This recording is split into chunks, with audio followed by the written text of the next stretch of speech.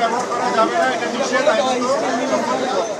RAB বিলুপ্তির বিষয়ে এটি বিলুপ্তি হবে কি হবে না কি হবে এই নিয়ে আসলে এই মুহূর্তে আমরা কোনো চিন্তা ভাবনা করতেছি না, এটা সরকার দেখবে।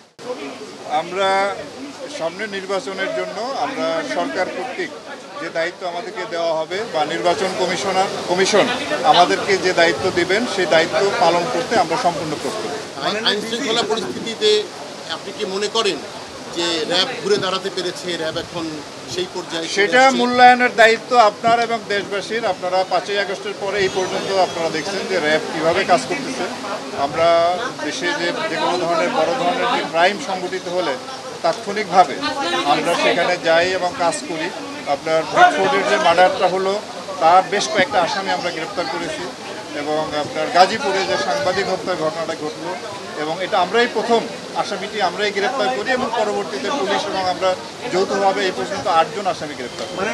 আপনারা জানেন যে 8 টুকরা লাশ যেটা ফেলে রাখা হয়েছিল, একেবারে ক্লুলেস একটা মার্ডার, সেটাও খুব স্বল্পতম সময়ের মধ্যে এই ঘটনা আমরা ডিটেক্ট করি এবং তার যে আসামি 3 জন আসামিকে আমরা গ্রেপ্তার করতে সক্ষম হই।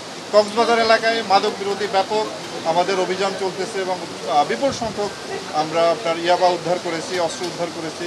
আমরা মনে করি যে দেশের সার্বিক আইন শৃঙ্খলা নিয়ন্ত্রণে রাখার জন্য, ভালো রাখার জন্য এবং অপরাধ দমন করার জন্য আমরা এখন প্রস্তুত এবং এইভাবে কাজ করি। ধন্যবাদ। নির্বাচনের সুষ্ঠু পরিবেশ নেই, আপনার মতামত?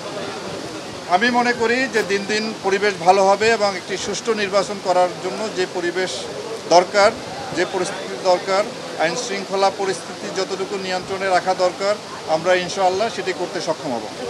অস্ত্র উদ্ধার অভিযান আমাদের চলমান আছে।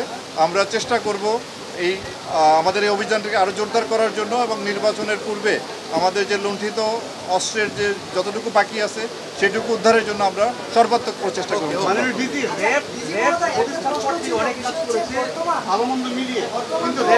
অভিযোগের তিনি সবচেয়ে বেশি এবং আপনি মাত্র র্যাবের দায়িত্ব এসেছেন এবং বাইরে থেকে বারবার র্যাব বিলুপ্তির যে বিষয়টা উঠে এসছে, এখন দেশের ভেতর থেকেও পলিটিক্যাল পার্টি কয়েকটি তারা র্যাব বিলুপ্তি ইশতেহার ঘোষণা করছে।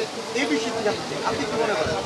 আচ্ছা, আমি আপনাদেরকে বলবো যে আমরা আসলে প্রতিদিন প্রতিটা ঘন্টায় আমরা এই মুহূর্তে ব্যস্ত আছি কীভাবে আইন শৃঙ্খলা পরিস্থিতি নিয়ন্ত্রণে রাখবো, কীভাবে অপরাধ দমন করব, কীভাবে যারা সাধারণ মানুষ তাদেরকে একটু স্বস্তিতে যারা তারা চলাফেরা করতে পারে, তারা যাতে ছিনতাইকারীর সম্মুখীন না হয়, তারা যেন চাঁদাবাজের সম্মুখীন না হয়, তারা যেন দস্যুতার সম্মুখীন না হয়, কোনো অপহরণ না ঘটে, এই অপরাধগুলি নিয়ন্ত্রণে আনার জন্য, এই অপরাধীদের গ্রেপ্তার করার জন্যই আমরা সবচেয়ে বেশি এই নিয়ে চিন্তাভাবনা করি, এই নিয়ে কাজ করি।